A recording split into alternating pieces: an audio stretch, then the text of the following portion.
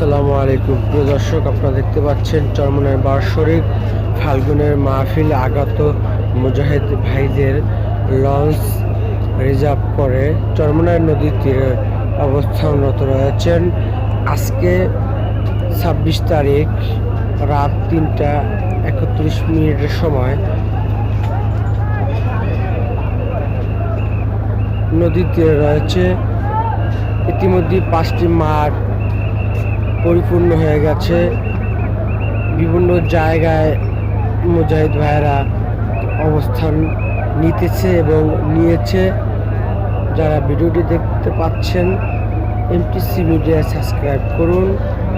Charmonai news পেতে সবসময়ের জন্য এমটিসি মিডিয়া পরিচালনায় মোহাম্মদ আনোয়ার হোসেন টিটু, চরমনাই।